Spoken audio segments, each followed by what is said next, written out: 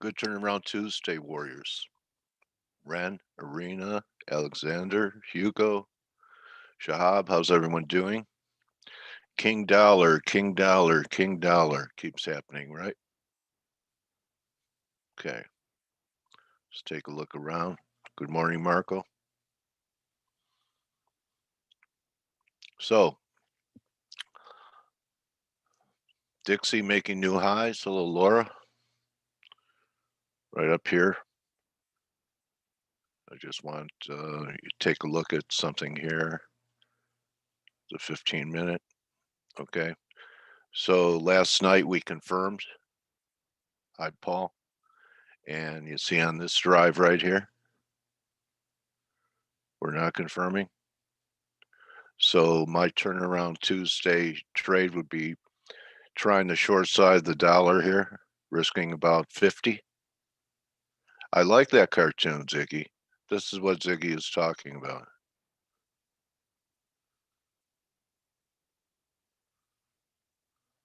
That's so cool. Yeah, I think you got my body. I'm not quite like that where I wear my pants over my belly button with suspenders to hold them up. Thanks for making me look even older than I am, bro. Anyway, you're very creative. Yeah. So, on the drive too, I think that after this run in the dollars that we've had, not yet anyway. Yeah. I hope to be able to do that. So, there's no reason we've cut through all the moving averages. It's strong. The only reason I could come up with is, the two drives. You also have something similar happening here in Euro. You have your second drive right here. See, we're not confirming this low, at least not yet. That's a 2 hour. Here's a 4, same thing. See the difference between RSI readings between this low and this low. So, I'm not saying look for a turn in the dollar. I'm just talking about maybe a scalp, where we could rally back to 1840 or so, risk 40 or so, looking for maybe 100 back to resistance. Um, I think being bearish in metals was right. So we're on the verge of making new lows in gold. We've done it in silver. Silver's diverging a little bit, but momentum is a little bit too strong to the downside. And crude failed from 62 for the second time. It did it here, right? It's doing it here, maybe not to the same extent. Actually, I was waiting for, thought we might have some follow through in S&Ps to the upside. I'm still waiting for about up here at 63 if the crude can hold and rally here. So if the S&Ps are not going to break down, you need some type of softening of dollar strength to give it that chance to go over 4,000. The dollar's just going to continue to squeeze relentlessly. Then 4,000, 40 to 4140 will be looking a little less likely. You know what? You guys have to pay attention. Hi, Sinatra, to Blake. Okay, so Blake was talking about yesterday. I'm not going to tell you where, but he was talking about this, and then I'm going to turn it over to him. He was talking about the Chinese yuan yesterday, and he knows every correlation. I don't know why my mouse keeps doing that. Try it one more time.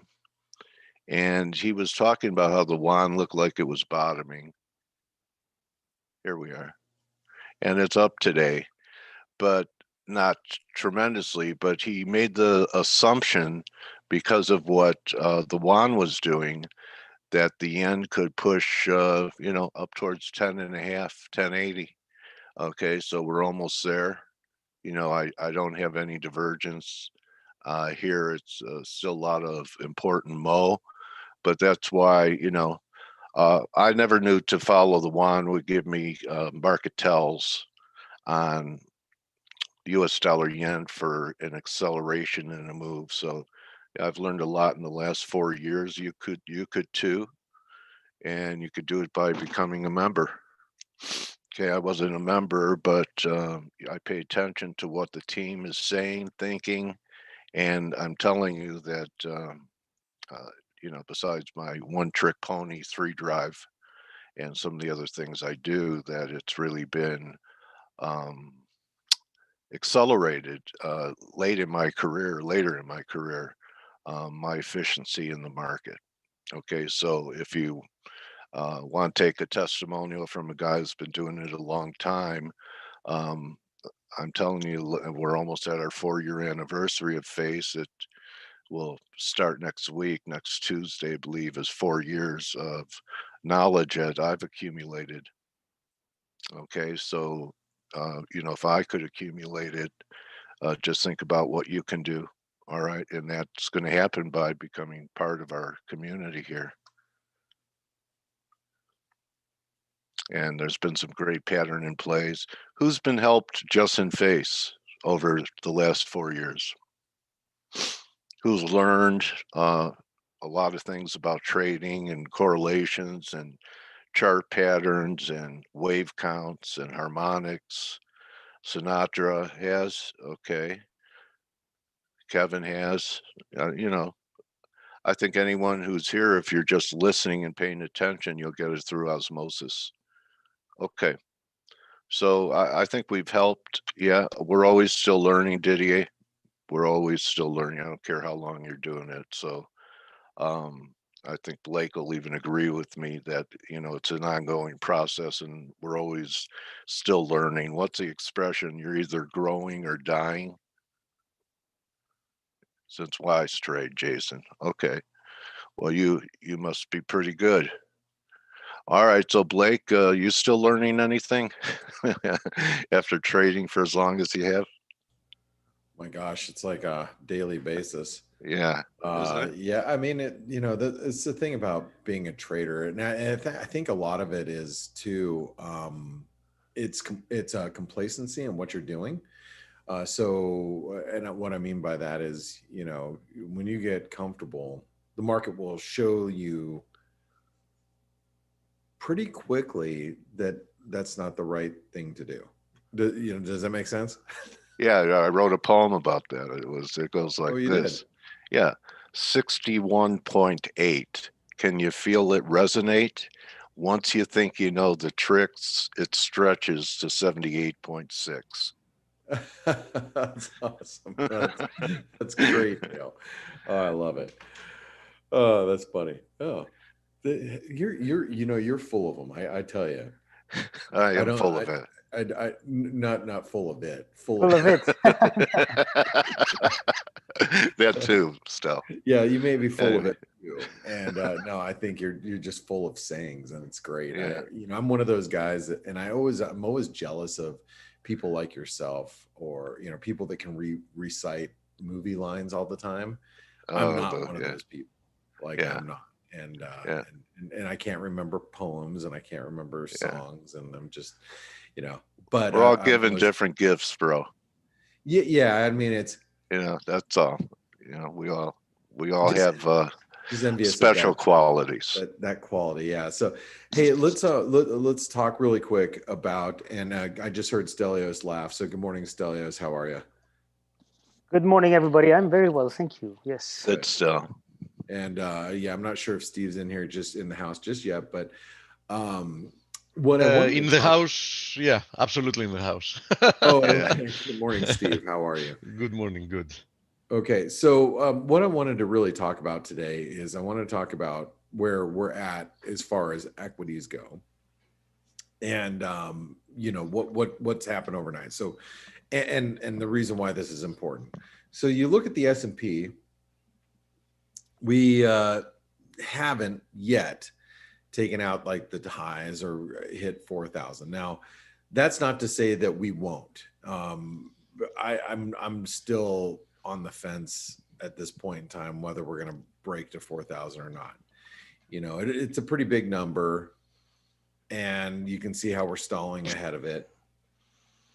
I would have to see a move back below like 39 this 39 and a quarter, 39.30 level right around here to signal that, hey, we're making a lower high and it's not gonna break out. But that's not my assumption at this point. So basically what I'm saying is we have to break, these levels of support here before I'm convinced that, okay, we're just consolidating right now. NASDAQ, you can see how it's kind of rejecting this downtrend line here. If you look at the daily chart, it's a little clearer that we're struggling, obviously at the 618 retracement, and we're just kind of rolling over. So same type of deal. I'm not going to be super convinced about the NASDAQ unless we break below this level here at 12. This is on the NASDAQ 100. So be 12,600. And this is, if you can't see it, I know it's a little bit difficult to see. This is also the 618 retracement. So I'm going to set up an alarm down here so this way I know when it's down there. Now, the last part of the last of the indices I wanted to point out is the Dow. The Dow actually closed at all-time highs yesterday. Now we are, just stalling here at the highs. And if you're looking at this chart going, oh, this is definitely reversing, that's not the case. It's very strong. Now, does that mean we cannot break these the all-time highs here, or whoops, are we going to break this resistance? I mean, it's quite possible that we can still break out. I wouldn't be excited about the Dow coming down until breaking through these levels right here. So you can see this previous support, which will be at 32,900, and resistance, which will be 32,800. So these levels need to be taken out before I can say confidently, hey, you know what? The market looks like we might get a double top here. So what I'm trying to point out is equities still look strong. And just because we happen to be stalling right now, and it's a Tuesday, and you start thinking, oh, it's turnaround Tuesday, before you get that in your mind, realize that the market is very strong, and we're just off of the highs, and we still continue to hit new highs. And it seems like if not one index, the other. So we keep rotating into different, from new highs in Dow to the new highs in S&P, back to the new highs in Dow. It's not like one of three indices is hitting new 52-week lows every single day. It's not. It's the exact opposite. Okay. So with that being said, try not to get too carried away with, oh, we're going to get a reversal. Now I'm going to show you, just because Dale pointed this out just a moment ago. I mean, crude oil has pulled back a little bit, and obviously the ship has been dislodged in the Suez Canal, so that's now everything's operating as normal. Is that a reason for crude to come down? I mean, it wouldn't surprise me if crude came back down to the mid 50s and people go, oh, well, this is why it happened. I would just say that crude oil is going to struggle as we're below this broken trend line here, or below $64. And in this case, it looks like we can't even get above the 50% retracement. Yeah.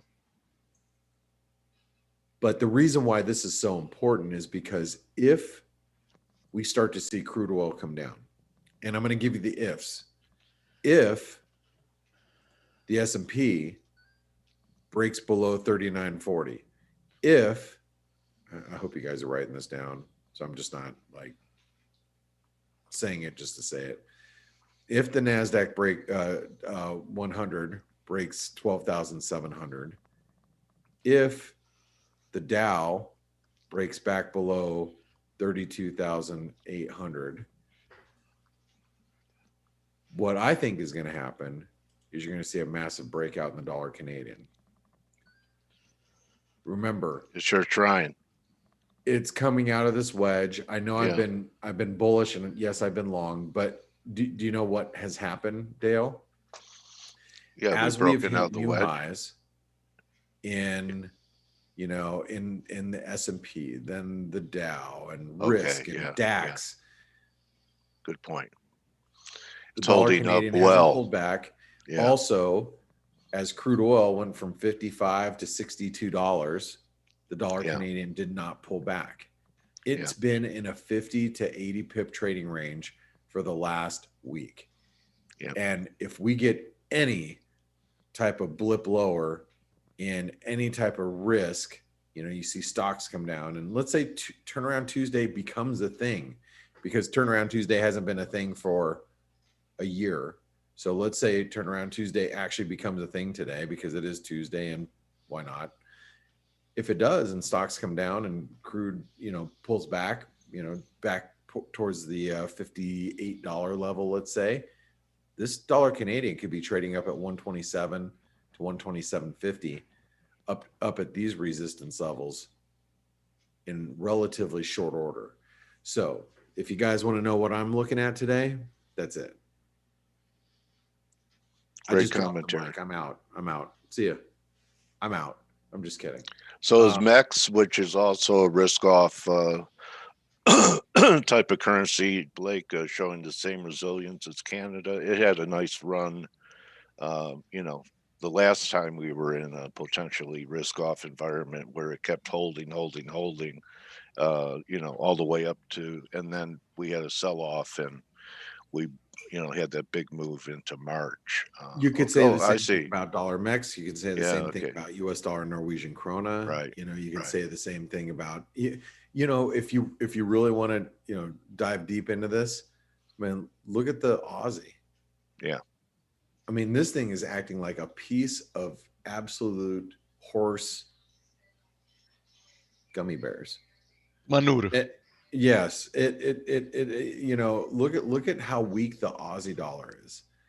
We've seen this move to all-time highs in equities, and I know I've blogged about this. I've said it. You know, it's almost ridiculous how much we've pointed this out over the last several weeks. We keep hitting new highs in risk assets, and the Aussie is literally 400 pips off of its highs. That divergence in this is just, it's crazy. So if we have any type of risk off, any type of selling in stocks, or, you know, hell, look at gold. Everybody that's a Forex Analytics subscriber that listens to my bias chart analysis every day in an hour from now, or is it an hour? Yeah, an hour from now. They know I'm, you know, been looking for, oh, this is Dale's 3 drive to a low in gold. No one should be long. No one should be long gold if you're listening to my analysis every day. It's bearish. Every day this is written in gold. Even in face, Blake, around, you know, many dollars ago, it just warned people about gold, and that was the, you know, if it took out a level way above where the market is now. So Yeah, I mean, while we're below 1765, there's just no reason to be on the long side. So I mean, anyway, that's just my 2 cents. I'm going. that's a good target. Huh? I like that potential target down there around Well, under I think 1600. that you know, between, you know, you have gold as weak as it is, you look at what the Aussie's doing, you look at what other commodity currencies are doing. The only missing ingredient right now is equities, and equities obviously are very strong, is stubbornly strong, and as you know, I know it is. You guys know it is. But that's like the missing ingredient in what we're seeing in currencies, is we just need a little bit of a pullback, and it doesn't have to be big. I mean, you know, what's you know, the equities pulling back, you know, 3 to 5% is not a very big, you know, ask, but a move like that could produce really big moves in the currency markets, in my opinion. So, so Steve, Stelios, good morning, gents. How are you guys doing? Good morning. Very well, Morning. very well. So I what are actually- you guys looking at today? What's on your radar? What are you seeing? I agree with you on gold. I posted the chart on on the chat room earlier today, and I was telling everybody that I think we'll get to 1600, and that kind of 1620 is a nice range where I want to start loading up. We might see even lower. People who follow me, they know I really like silver. I have a small long on from higher than here, and I want to add more as we get towards, I think, 24, and then 22 is a huge level. So I am playing these with no leverage, and I accumulate slowly, and then I distribute slowly. I definitely agree with you on metals. I am very bullish in the medium term, but I think in the short term, especially with yields rising more, and the dollar firming up as well, I think they're going to be in a little bit of under a little bit of pressure. And I also posted another chart on the DXY this morning. And for people who have been listening to this webinar who are Forex Analytics subscribers, they have seen my chart on the DXY on the weekly chart, and I had the target of around 96. And this was when we were at 90. And I said, look, I'm really bearish the dollar in the medium term, but I think we're going to spike up to around 96 because that's a nice confluence of a trend line and ascending trend line. And also it's a fib. I can't remember which fib it is, but I mean, 96 would be pretty big. And this wouldn't surprise me because if everybody listens to the week ahead video, I do think we're going to 94.50. Just from, technically it'll complete a flag pattern, but more importantly, going to 96, this would be the equivalent of the euro dollar, as I've explained in the 115 or something, right? Yeah, it'd be 115, just enough to shake out all the longs. I mean, you think about how many people bought the euro dollar above 120. I mean, thinking that, okay, we're going to 130. There's a lot, right? I mean, and how about shaking out all the long-term traders that have all their stops below 116 and we trade down to 115? And again, this has been like my scenario for the last couple of weeks, and the euro has been nothing but going straight down. So it's I could totally see that happening, Stelios, as you're mentioning. With the dollar. And remember, at the time when we were trading 120 plus in the euro dollar, we were all saying, look, we think it's going to go higher, but there is a very big risk of a correction lower. And we're looking at positioning, we're looking at sentiment. It was all just uber bullish. Yeah, risk reward didn't make any sense. Yeah, exactly. And anymore. That's exactly what we were saying. So hopefully people listened. As always, weak hands come in late. What's that? As always, weak hands, that come in late to the party, they first need to be taught a lesson, right? Yeah. So do you think that that's where the euro is going, or do you think it's going higher, or what? It is likely, although, you said more or less the same things I've been saying, and it's not by accident because, we see the market, from the experience we have in the same way. It's, the dollar is rebounding, nothing enthusiastic about the momentum of the move higher. What is needed to help make the rebound, stronger in momentum is some risk off. As long as we don't get risk off, I think that the move higher is going to be, very orderly and very unimpressive. So it's all about stocks. Right. That's true. So what happens if stocks actually have a proper correction? Like, let's say the S&P, and I'm just, speculating obviously at this point in time, but let's say, we get an S&P correction from current levels. Let's say we correct 10 to 12%. I mean, that puts us around 3,500. I think we're definitely going to see an acceleration of the dollar higher, but this time the main actors of the move are not going to be the euro and the pound, but mostly commodity currencies. So, they should underperform other currencies. I would agree with that. I would agree with that too. So if we do see a bigger correction in equities, and that is something that we might be looking for in the months ahead, for whatever reason. And by the way, one of the things that I have to mention this, and just because it is something that's being talked about right now, and I know we've mentioned it, but really the market hasn't focused on it much, is that there is going to be at some point a rise in, especially in the United States, in taxes to really help and offset all the stimulus that we're putting forth.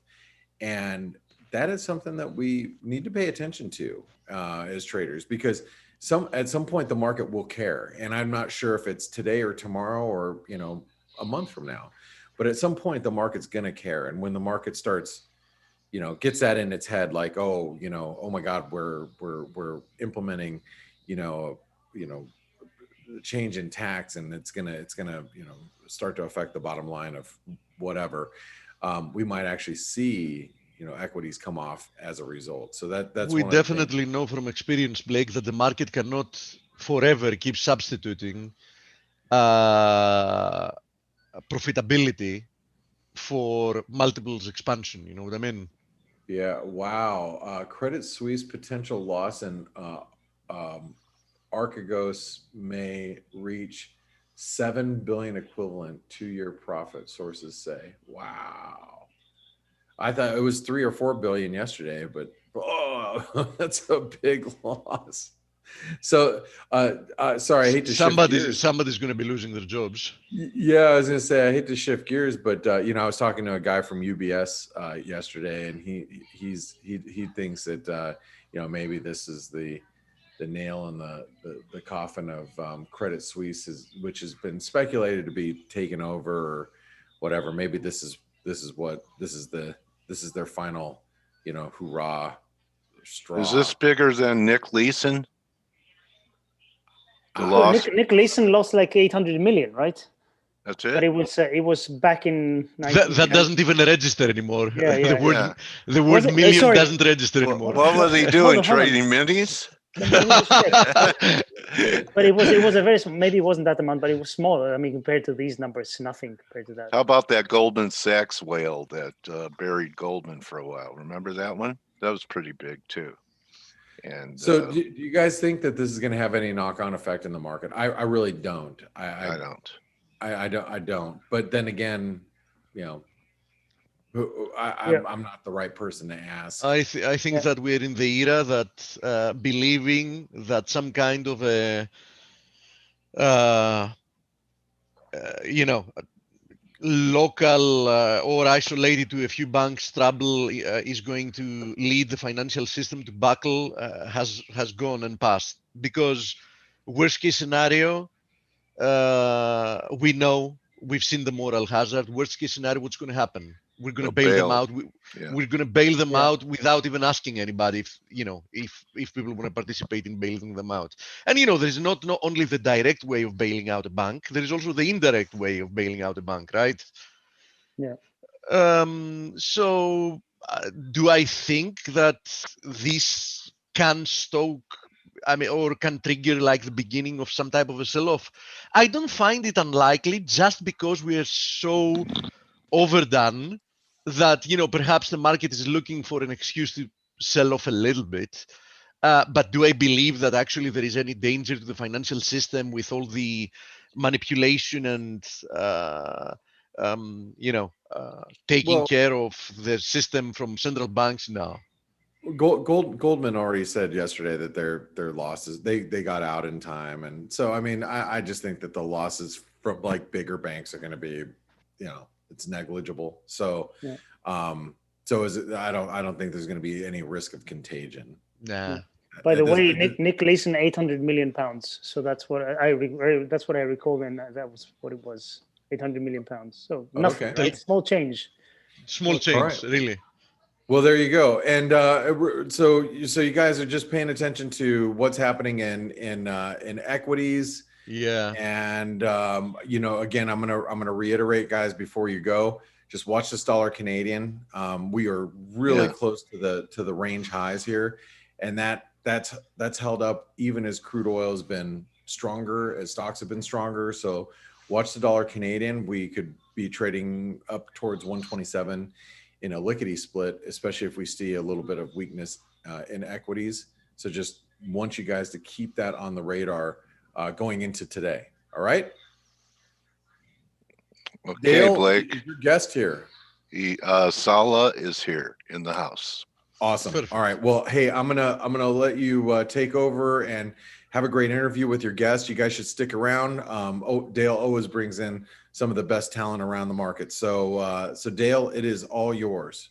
Okay, so And thank wait, you very we're much. back in wait, 45 minutes. wait. Hold on. What? What is it? If you guys haven't tried out Forex Analytics, make sure you do so. It's only $1 for 10 days. And also, visit our webinar sponsors, Pepperstone Securities. If you're outside the US or Canada, open an account here on this with this link. You can get up to 4 months free of Forex Analytics. Or if you're in the US or Canada, contact Forest Park FX. They'll help you as like a concierge, find you a brokerage firm that's best suited for your needs. Okay, I'm done. Thanks, guys. Disclaimer, using a lot of Forex analytics can lead to diabetes. All right, see you guys. Dale, have a I great see it. interview. All right, thank you, Blake. Steve. Sala, welcome back to Face. How are you, my trading warrior brother? Are you Hi, unmuted? hi guys. Hi Dale. How are you? Hi. I'm Good, fine. Sala. Thanks. Yeah, great to have you Thanks back. for the And invitation, guys.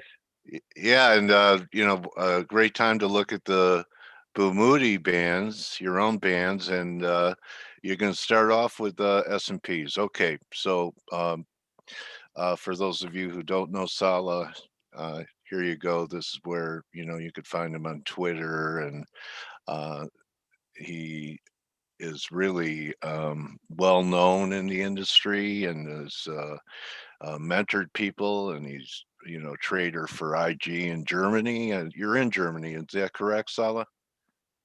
Right, I'm in Germany, but I'm covering also the Dutch, the Swiss, and the Austrian market. So Okay. the Central Europe Okay, thing. But I'm inventor. located in Germany. Yeah, so I see your coverage: Frankfurt, Amsterdam, London, and there's a couple of links, and you could find Sala at Sala Boumidi. That's Bouhmidi. So Sala, let's see. Everyone's talking about the potential of some type of top here in S&Ps. I know a lot of people are still looking for the big round number of 4,000 to be taken out. Is that what your stuff is saying here? The upper Bermuda band is up there, isn't it? Right, this is the 15-minute charts, but I just want to sum up what the guys before me told, which is also correct. We have even the lower Bermuda band shows us right now that we really 3,930, something like this is the lower Bermuda band from yesterday, okay. which seems to be a support at least on a short-term basis. But what I want to make clear from a seasonal view, not everybody is a friend of seasonal patterns, but we have some seasonal patterns that are really important and need to be talked about. So on equity markets, we are technically in a nice uptrend. Everybody Yes. talked before that, and there's no doubt of it.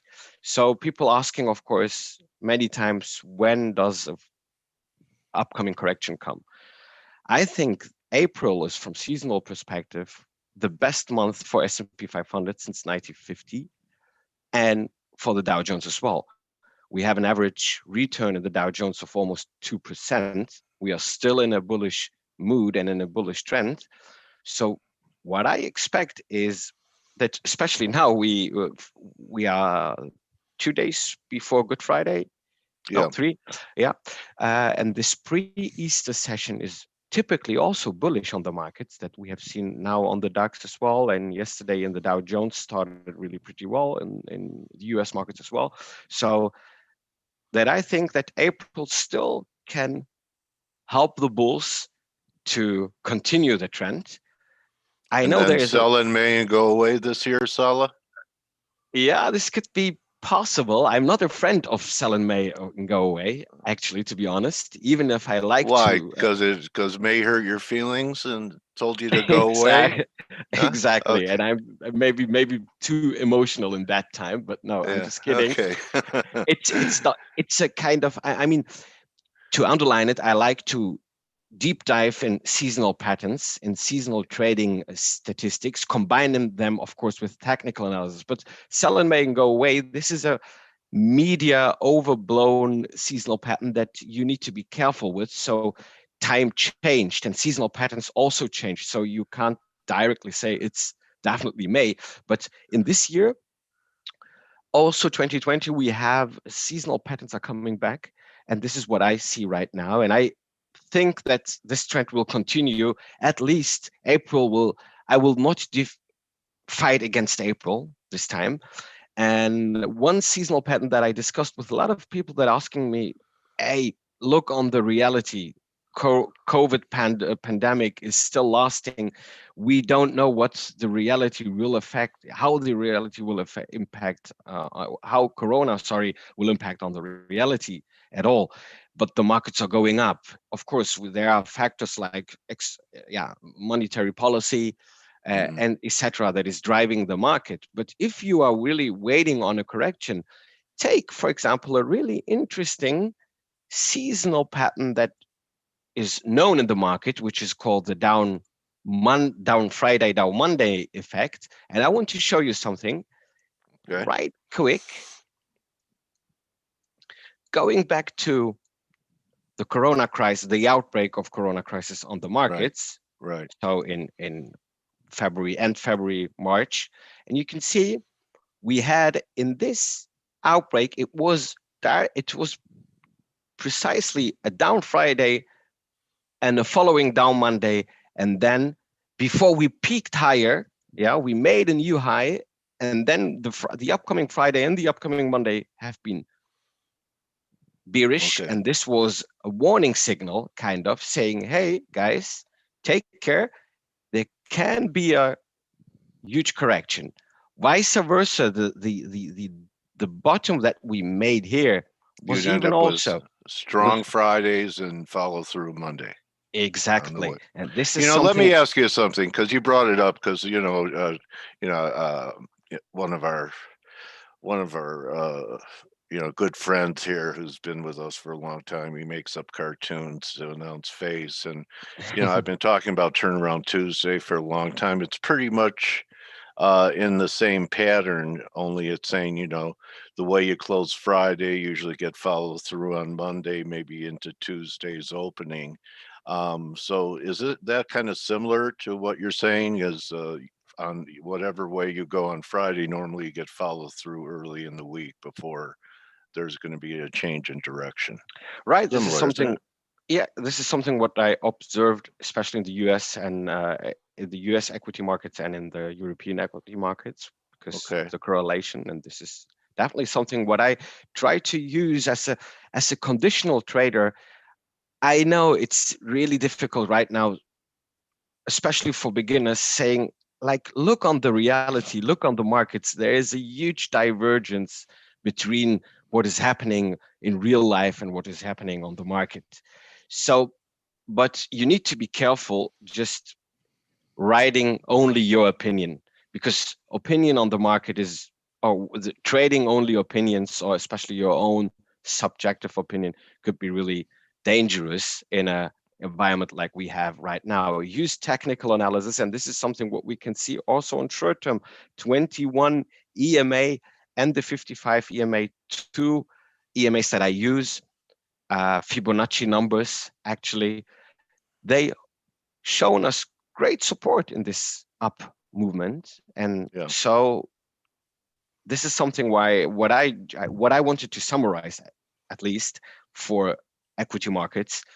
I'm somebody who still says this trend continuation can be extended in April. And we had questions, is there a 4,100 possible? Yes, if we break the upper Bermuda band by around 4,010, I think this could be definitely a signal that we are trying to get higher and continue the trend. I talked with you about the RSI that I use on 34 periods, and I have my border, which is the 48.5, actually frontier. And if we broke above this line, or this horizontal line, we are Yeah. actually in a bullish environment. And you see that it's still, okay, it's on a 15-minute chart, but you can see that we are still bullish and there's nothing against it. Of course, we are now on a resistance area here, right here. This is something what we need to break above to continue really also on a short-term basis. Okay, so if we get above the upper Bermuda band, and that's what, around 4,000, that would project to what? That could project to exactly what we heard about. This is the 4,100 area, like Okay. we see here, which is definitely a huge new high that we could get. But Okay. the higher we step forward, if the acceleration process is too high, of course the probability to get a correction is of course high, and we will see a correction this year. But people who are thinking about we get a bigger correction that we had in 2020, I doubt it in this year. I mean, we are still in a post-election year. This is something seasonal driving as well. And what are seasonally the negative months? Is it October, September, October? It's August. August. It's Okay. June is really bad, but October we have a year-end rally. So in October it's actually good. November, yeah, October is a kind of quite slightly good month, but November is really good. So it's funny because August may have been bad, but August was the launch point for this prolific bull market in 1982. Right. Just a little tree market trivia for you. Exactly. And this is, thank you, Del, for that. So I always say seasonal patterns, you need to observe them, you need to analyze them, and you need to check them in decades. People and behavior is changing. We know maybe the mid-month effect, a really nice, important effect that I also checked on European markets. Mid-month, the 9th, 10th, and 11th trading day are the most bullish ones.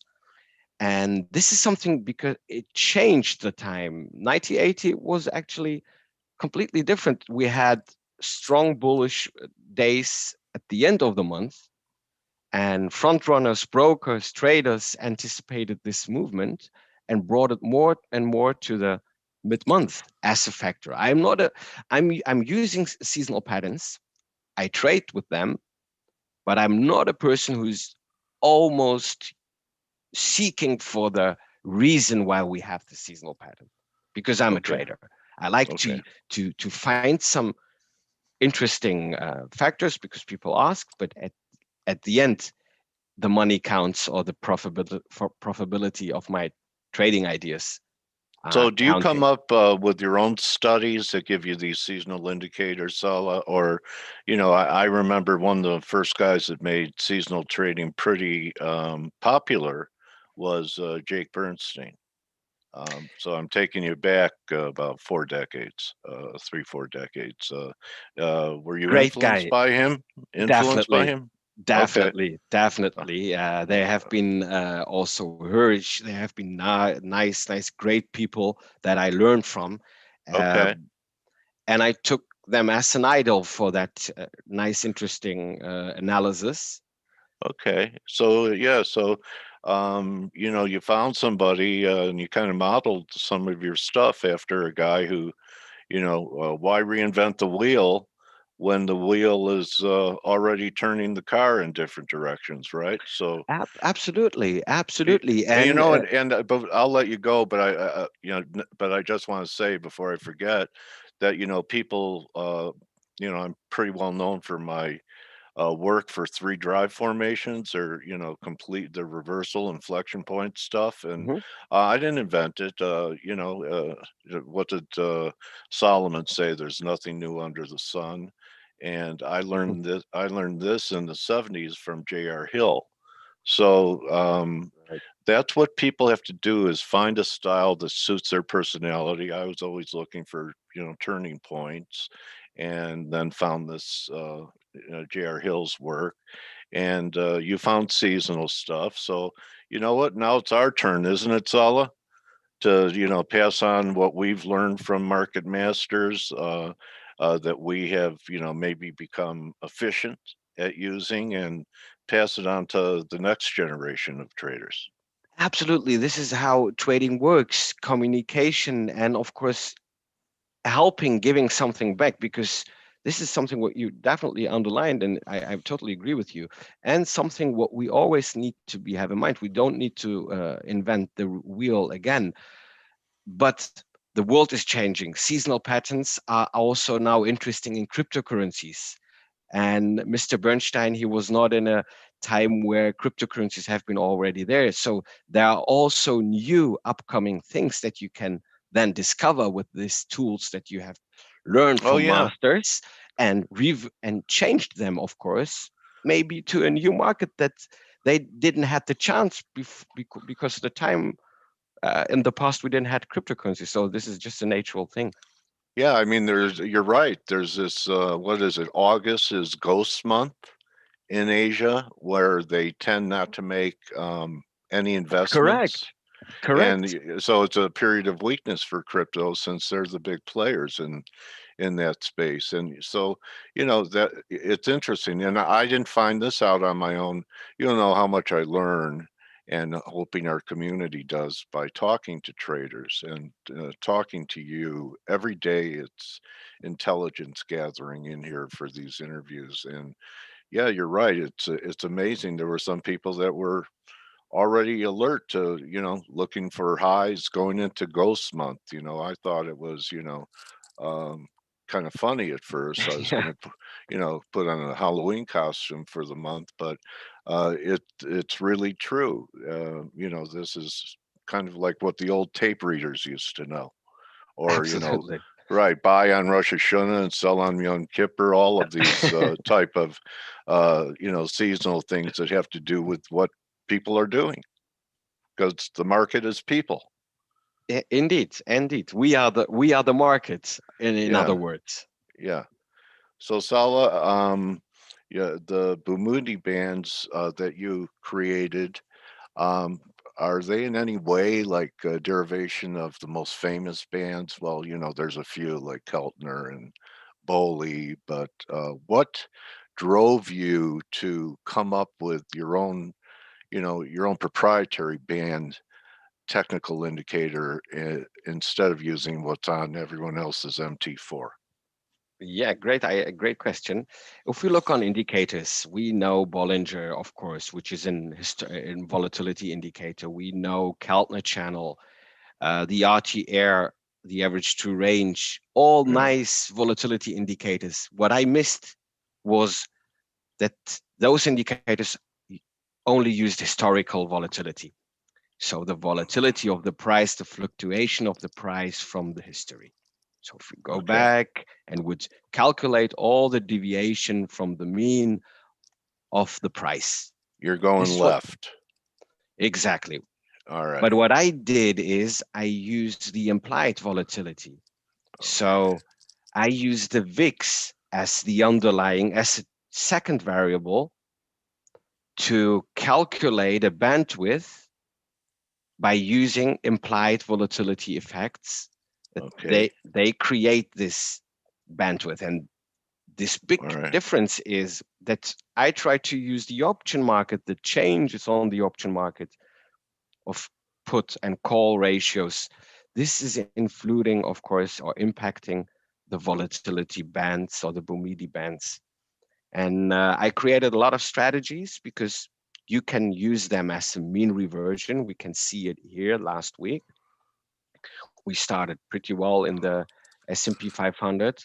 We tested the upper band, and then we closed at the end, A, in the Bermuda bandwidth, and B, the test was not successful and we broke back into the bandwidth. So days where we see a really hard break up or break down, these are days where the implied volatility is massively changing. So by other words, saying people on the option market are completely changing their strategy, their behavior, their hedging purpose. So something is happening on the option market. This is what it's telling me, really easily described. So this is something what I use for trading the market by using the Bumidi bands as invisible resistance and supports. Okay.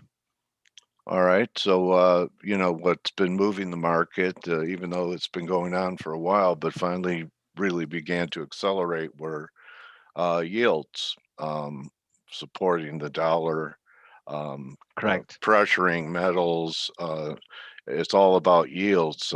Any view on where we are? I've been thinking for a few weeks or so that they would begin to relent a bit, but looks like they might even be making a charge here for try and post another new high in yields for this wave. Any view on interest rates here?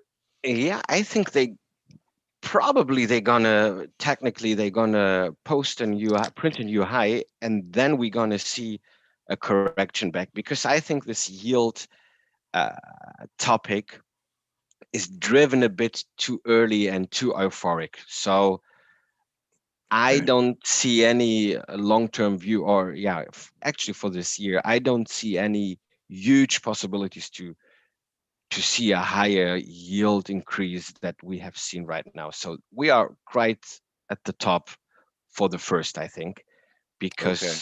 there's too much pressure in different other factors that could stop All right. this movement.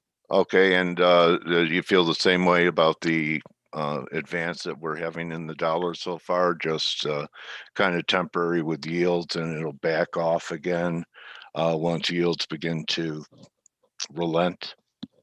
Exactly, and we can see at night. We already talked about it in this episode today about this downward trend in the euro, Yeah. which is absolutely correct, especially and comparable also to gold. I talked about it end of 2020 already, that there's a huge possibility to start a downtrend, and this is absolutely what happening in euro. Dollar is trending. We have seen a significant bottom actually in the DXY before at the beginning of the year, and it started going better. So I think dollar will get more movement. So I think that this downtrend will continue in the euro, and especially also in gold. 1,600 is a really good line where we can see. I keep hearing people, I don't know, you're there, boots on the ground, about an upcoming euro crisis that could be the catalyst could be some problem at an Italian bank starting in April. Are you hearing anything about some type of systemic risk coming out of Italy, or political risk about leaving the euro coming out of that part of Southern Europe? I mean, these are topics that are not new, and they always flash up if something is happening in the market. I don't think that they are too careful. We don't need to see them too carefully. I think, of course, these are topics that always come. The banking problem in Europe, especially in Southern Europe, is known, and this should be not a surprise. But I don't think that we've been hearing about the death of the euro for, I don't know, 15, 20 years. Right. Because it's not a federal union, it's a monetary union. Absolutely. Big difference. Okay. Yeah. So do you think that this, I'm thinking around 1,600, 1,550, gold might be the time to start nibbling at that level? You have any Bumidi bands longer term, like on a weekly? I use the Bumidi bands also for gold, and I totally agree with you. I think it's loading up. There you go. But here we go. Yeah.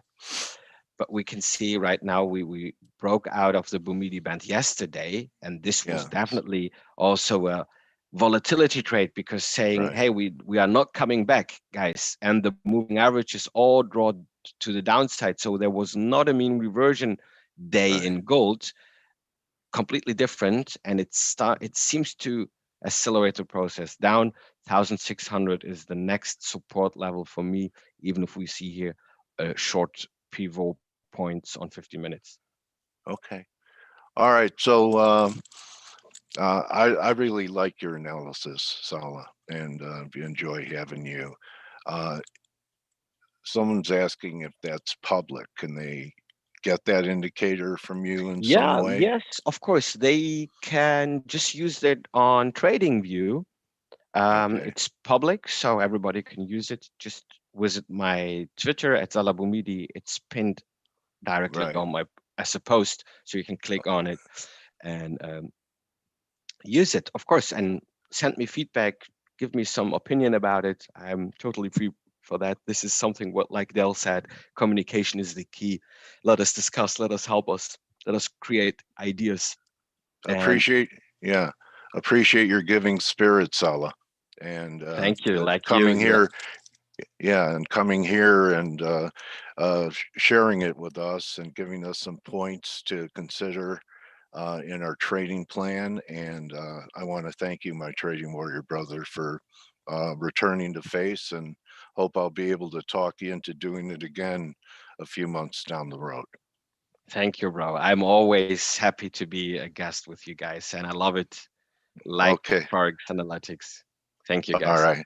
All right. Thank you very much, everyone. That's Sala. That's the wrap up for Turnaround Tuesday. Join the team on the Morning Edge, and remember, whether you use bands, whether you use resistance, you can always have those, but it's most important to count your blessings every day.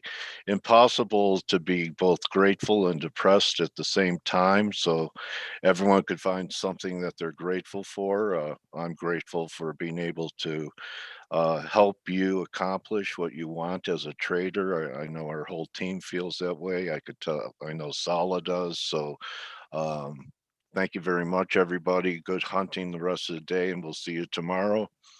Adios. And thanks again, Salah Boumidi. Thank you. Have a All nice right. one. Thank you, buddy. Okay.